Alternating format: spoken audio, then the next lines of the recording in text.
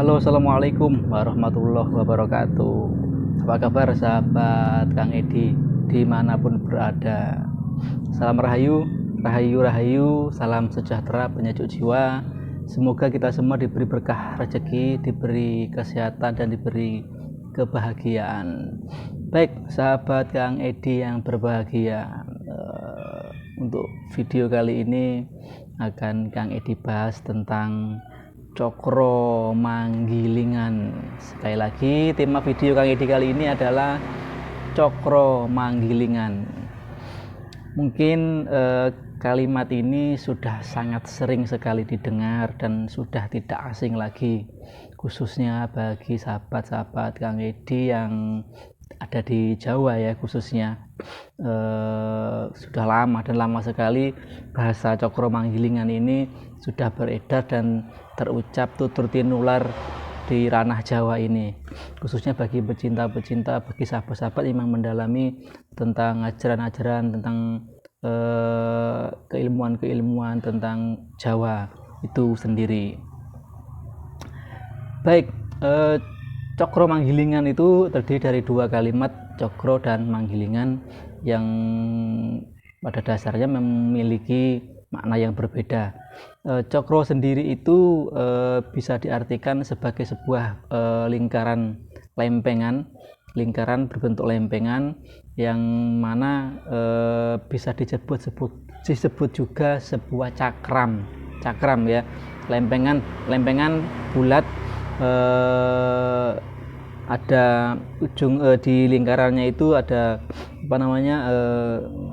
seperti anak panah, seperti mata panah, atau entah seperti apa ya, dan tajam-tajam itu yang melingkari di lingkaran tersebut, di pinggir-pinggir lingkaran, di lempengan, di cakram tersebut, di roda tersebut ada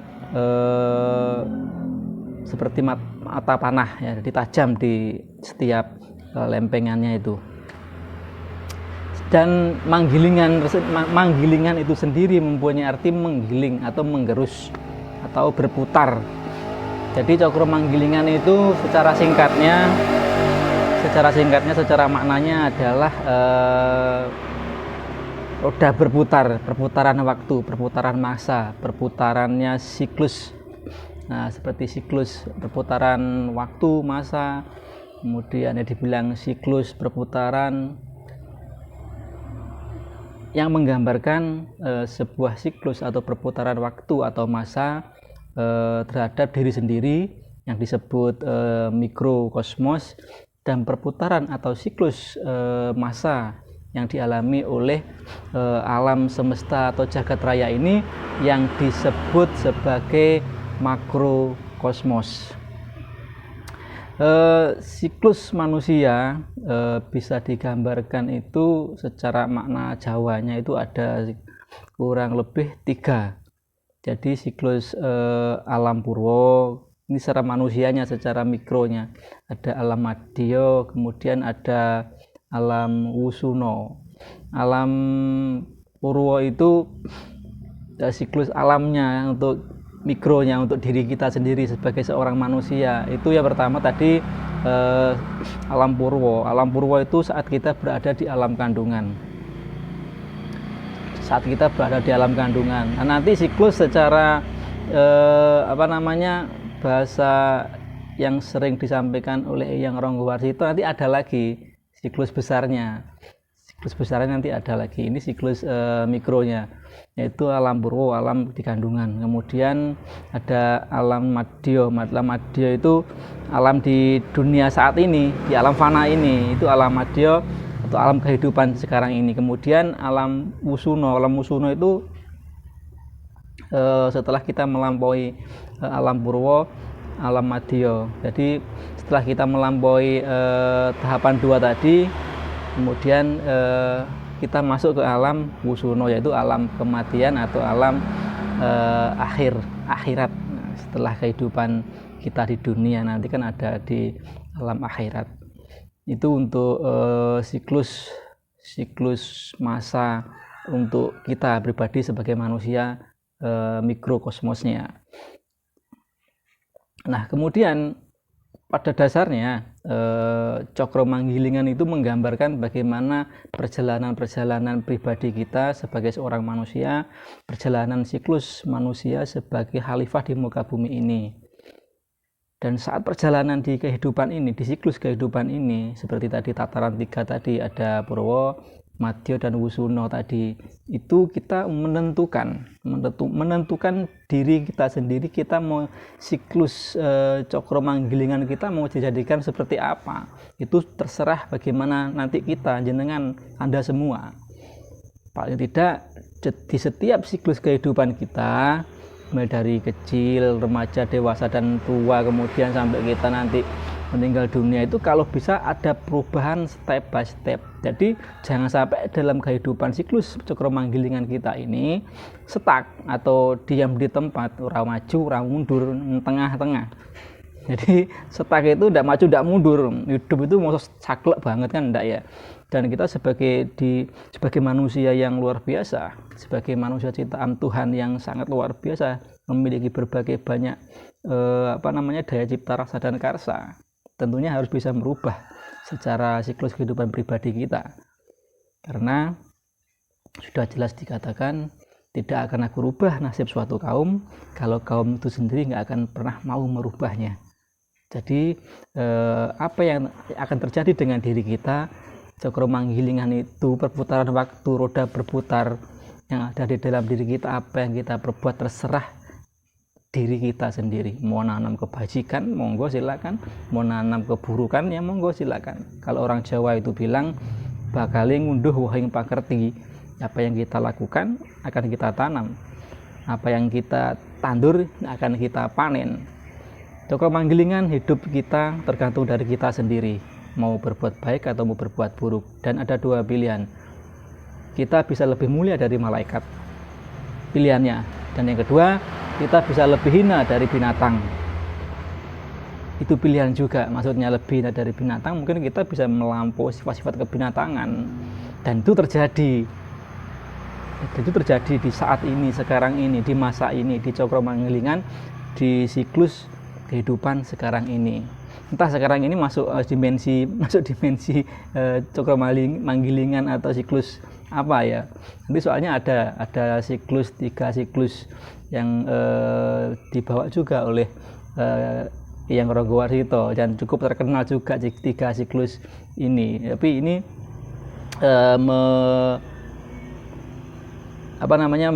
mempengaruhi 3 siklus ini, nanti mempengaruhi kehidupan global ya. Nanti akan kita bahas di belakang.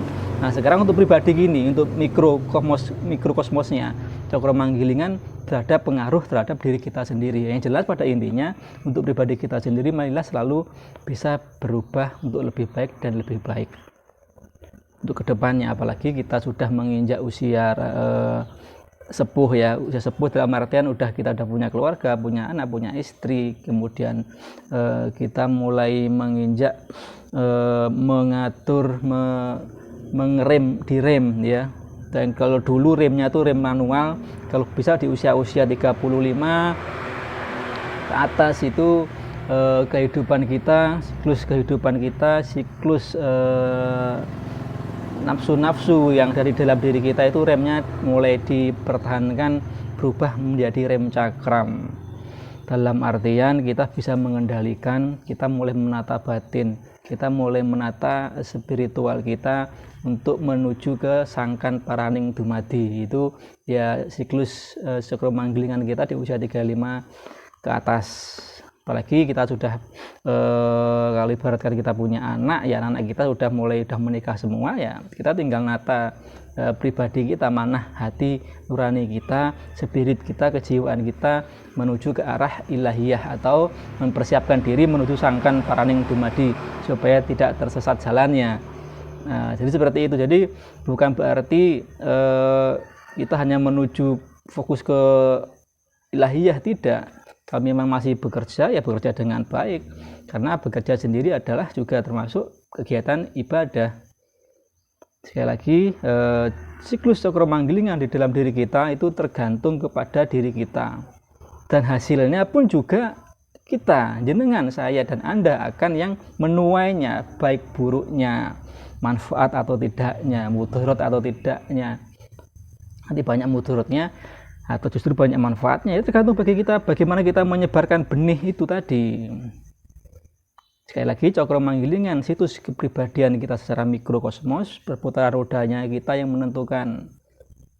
Kita yang menentukan. Sekali lagi, kita mau berbuat baik, kita akan menanam. Kita mau berbuat jelek, kita pun juga akan menanam. Yang dibilang karma itu tetap akan tidak salah sasaran.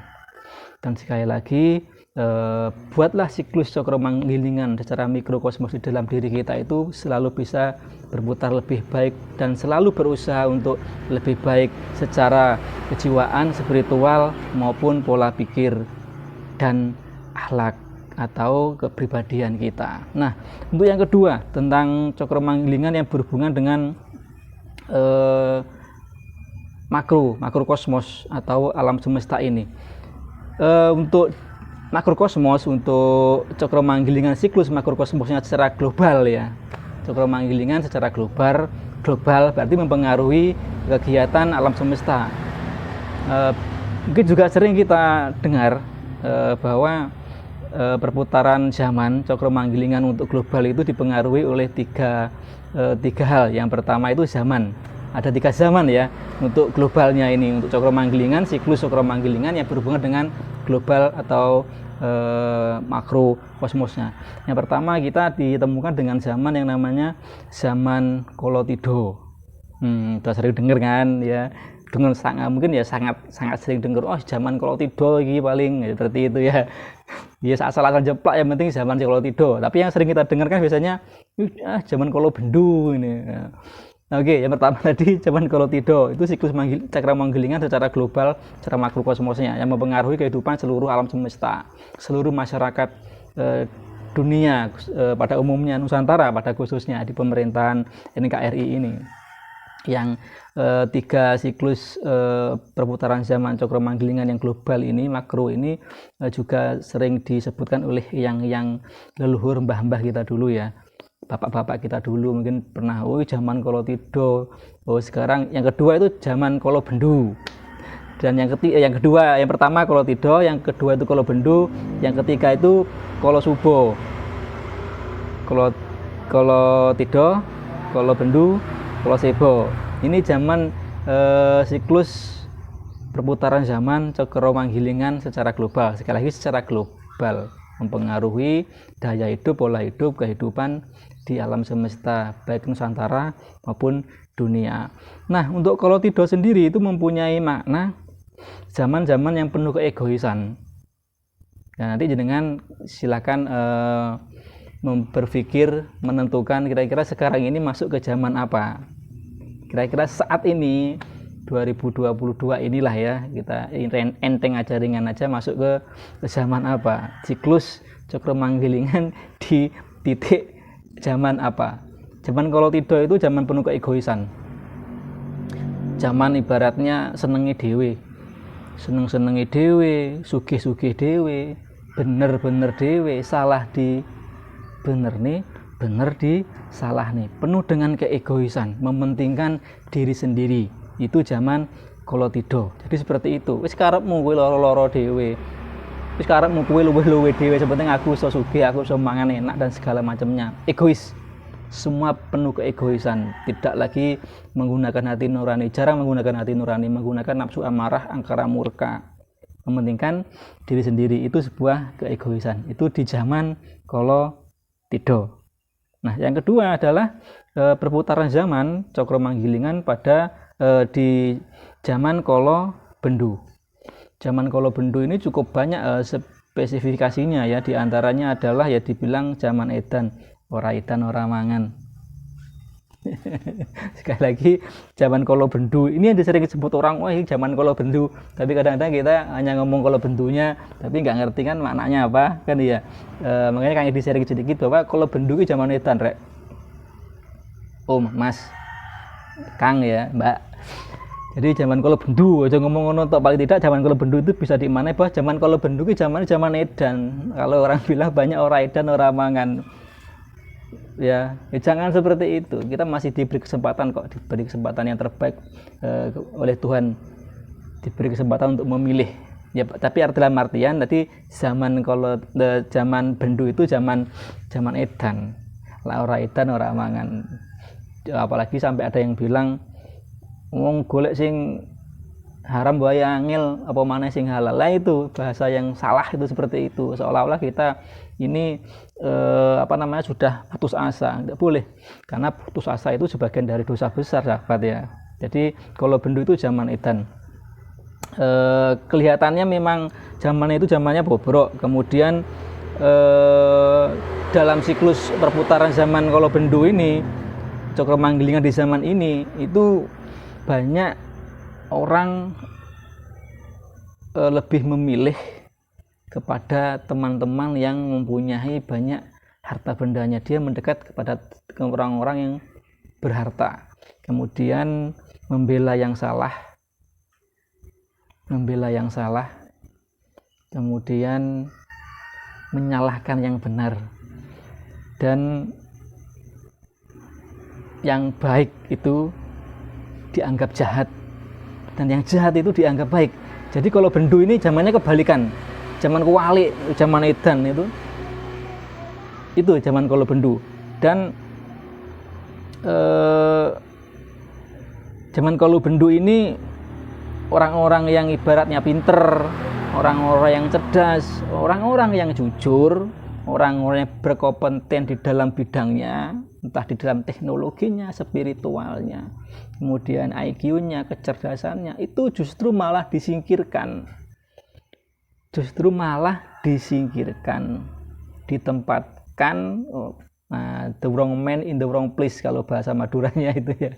Jadi orang-orang yang cerdas, orang-orang yang pinter, orang-orang yang ibaratnya mempunyai skill yang luar biasa itu tersingkirkan hanya demi ibaratnya demi saudara-saudaranya untuk menempati posisi itu yang memang yang akhirnya hanya sekedar karena hubungan saudara. Nepotisme atau apa itu namanya, itu korupsi ya, nepotisme ya. Jadi orang-orang yang cerdas, orang-orang yang pinter, orang-orang yang mempunyai skill di bidangnya itu tersingkirkan, lebih mementingkan saudara dekat, teman dekat yang memang bisa membayar untuk posisi tertentu. Jadi semua orang-orang yang cerdas, yang baik itu tersingkirkan. Itu zaman kalau bendu, zaman wolak-walik, terbalik semua. Elek jadi apik, apik jadi elek, salah jadi benar, benar jadi salah. Jadi keadilan juga sudah berubah. Keadilan untuk orang-orang terdekat saja, keadilan untuk orang-orang yang ada di samping, kanan, kiri, depan, dan belakangnya. Jadi keadilan itu bukan untuk global, keadilan bukan seluruh rakyat Indonesia. Itu zaman kalau bendu, zaman edan, zaman wolak-walik zaman. Nah, yang ketiga adalah zaman kolo subo. Zaman kolo subo, siklus perputaran zaman cokro manggilingan kolo subo itu secara keadaan kehanannya pada zaman itu semua sangatlah stabil, bisa dikatakan makmur, dan semuanya serba terkontrol, bukan out of control. Jadi semuanya terkontrol, semuanya nampak fine saja, dan semuanya baik-baik saja. Dan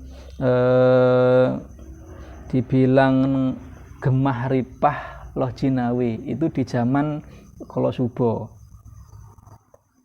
Sekali lagi, di zaman kolo subo ini zaman yang gemah ripah loh jinawi, akan munculnya yang disebut Ratu Adil, dan dikelilingi oleh orang-orang di sekitarnya, orang-orang yang memang iling lan waspodo, orang-orang yang bijaksana, banyak spiritual yang mulai naik ke permukaan. Nah, bisa dibilang ini seperti yang Kang Edi katakan di video Kang Edi kemarin ya, seperti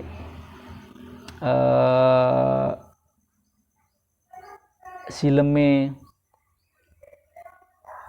watu gabus, nah kumambangi watu hitam, itu hampir seperti itu zaman kolo subo itu hampir seperti itu. Jadi sileme watu gabus, kumambangi watu hitam.